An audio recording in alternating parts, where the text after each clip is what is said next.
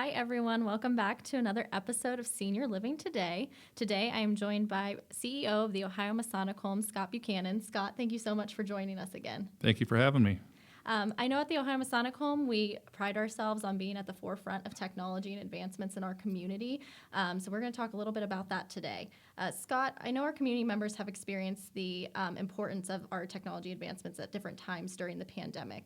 Early on during the pandemic, we gave our community members iPads. Can you tell us the purpose for those and how they learned to use them for those who weren't tech savvy?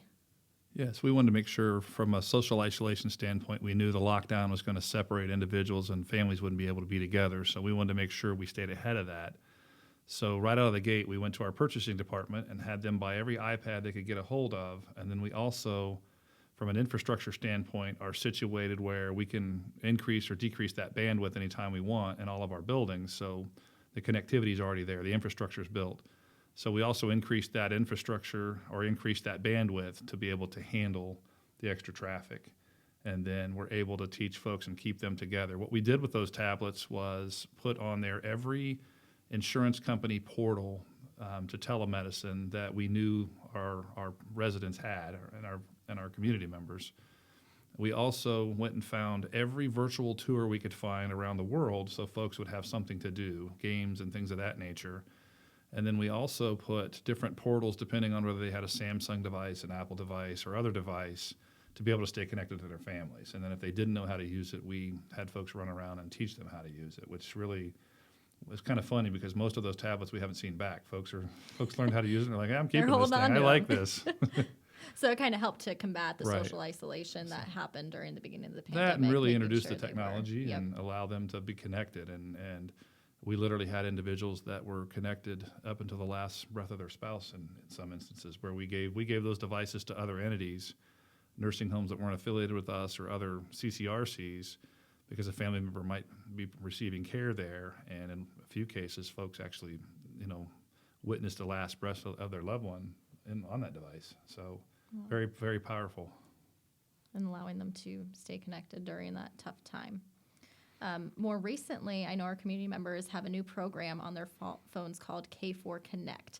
Can you talk a little bit about what that is, how it's benefiting our community members? Yes, K4 Connect allows the community to connect with different facets of our organization between dietary, events, maintenance, all types of things, as well as each other. It's kind of a really neat tool to allow the residents to connect and create their own environment, if you will, their own. I don't want to use the vernacular of those large ones that everybody has on their phones, but it kind of creates its own network.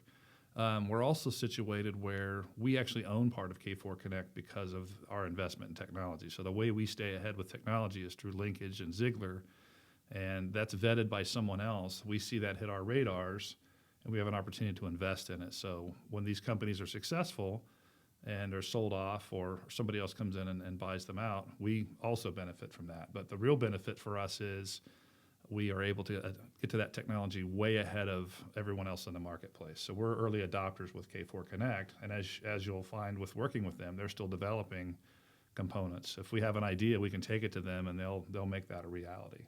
So when new advancements in technology are happening in our industry, those are vetted and then sent to you guys to Right. review. So that's how we kind of adopt these programs very early on. Yeah, about once a week, I'll receive an invitation to sit and listen to a technology. So some of them are from a dietary standpoint or activities, or it can be a little bit of anything. And I might turn that over and kick that to the folks from a dietary standpoint to look at if it's a tool for them, and it allows us to look at it. And these are companies we're vetting. So on an annual basis, they vet about 1,000 companies, and that gets boiled down into about 100 that we see. And then we may invest in 5 to 6 of those. And that's how Embodied Labs, you can go to our competitors and ask what Embodied Labs is, and they have no idea. We've been using it for 6 years. That's why. We were the second in the state to use it, which allows us to get way ahead of the curve in handling what comes to us and the ailments that our residents and patients are suffering from. It allows us to have state-of-the-art technology in place. Well, since you mentioned Embodied Labs, let's go ahead and talk about that. What is Embodied Labs, and how is it being used to train our employees? So Embodied Labs really creates a sense of empathy for the person experiencing it. So what I mean by that is you embody the person with the disease, and it's We use it mainly for Alzheimer's and dementia care, and we use that with our residents' families. We've used it with donors. We've used it with our own employees, and mainly employees out of the gate, because we want folks to understand what it's like to be in the shoes of the person they're caring for before they walk in the room. And that creates a sense of empathy for that person before they walk in. So if they haven't worked in our industry before or haven't dealt with the different stages of Alzheimer's, that allows them to kind of understand what that person's seeing and feeling and what they're doing. And that's done very well for us in creating that sense of empathy for that employee before they walk in. And it helps family members try to really understand what the person they've been caring for or they're dealing with, what they're dealing with. And then some of the programming around that we do in our spaces allows us to reconnect that individual with their family. We try to understand where that person is in their journey, where their reality is, and we connect to it and try to make sure we bring them back to life a little bit and give them some good days. So you are one step ahead of me on the questions today, because you just mentioned our dementia care programming, Connecting Realities. Can you talk a little bit about what that programming is and the benefits that we've been seeing with that? Yes, the programming is really a Montessori type approach. So we try to create spaces within the environment of our units that connect with that person's vocation, where they grew up, we really try to, number one, understand when they walk in the door who they are, where they came from, as much as we can learn about that person. Then we try to work through programming to connect them to where their reality is. And once we figure out where they're at in their life or where they're at in their vocation, we can make that connection and they become much more animated, and we can really connect when the family comes in or when we're there. We can connect with that person at a level that they can connect with us at. We know where they're at in their disease process and their reality, if you will. We also want to make sure that we create an environment where we don't presuppose that everybody has to get up at 8 o'clock and have breakfast in the morning. We have people that might have been a farmer that get up at 3 or 4 in the morning, and if they want to get up and have something to eat, we're gonna prepare it for them, and we're gonna treat them as, we're not gonna make them change and meet our times and dates and everything else. We're gonna meet them where they are. So giving them the best care for what works for Absolutely. their schedule and trying to keep that normalcy from what they're used to. Yes. When they do come in to live at our communities. And we were working right before the pandemic with Ohio State University, and we were able to prove that we could eliminate certain, not really, I'm looking for the right word, it's not really outburst or anything, but we were able to eliminate a lot of behaviors, if you will, and certain get reactions. them and reactions, and be able to put folks in a much more calm state and almost eliminate it completely with individuals through that programming. So that gives them a better place of being. Do you have any stories that you can share with me about the Connecting Realities programming? I know, for example, there was the one with the driving instructor, just kind of how we learn a little bit about their histories and then incorporate. Yeah, we had a that gentleman into we their knew life. who was a math teacher, and really that's kind of what he talked a lot about. So we had a nurse take a folder. We have a desk and an old typewriter from the 30s, a 10-key, and kind of an office setup from his genre. And she would put a 10th grade math test out. She'd do some of the problems wrong and leave it with her name on it.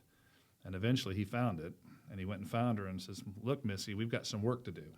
You're not doing so well." So that became the activity for him, was to sit down and work through those math questions. But that's where we connected with him. We knew we connected with where his reality was, and we were able to build programming around that to keep him more animated and more involved and truly connect with him as a human being. So really making sure that our memory care programming isn't a one-size-fits-all approach. It's No. individualized to each resident. Individuals, every person that walks in the door. So the more we can learn from the individual and their families, the better off we can be. We had a gentleman that unfortunately his spouse left at an AMVETS or facility of the like one evening. He ended up with us. In speaking with him, we found out that he worked at Wright Pat. He liked aircraft. So we took a bunch of pictures, sent them to the print shop, and hung those on his walls. And now when you walked in, you could start talking about the aircraft, and it would trigger his memories from working at Wright Pat and what he did, and we reconnected with him. So that's a couple examples, but we have lots of those examples. Well, Scott, thank you so much for chatting with us today, talking a little bit about some of those different technology advancements we have at our communities and the great things that we're doing for our residents there. Everybody, we will be back again in 2 weeks with another episode. If you have any questions or topics that you would like us to discuss, please email omhmarketing@ohiomasonichome.org. If not, I will see you again in 2 weeks. you.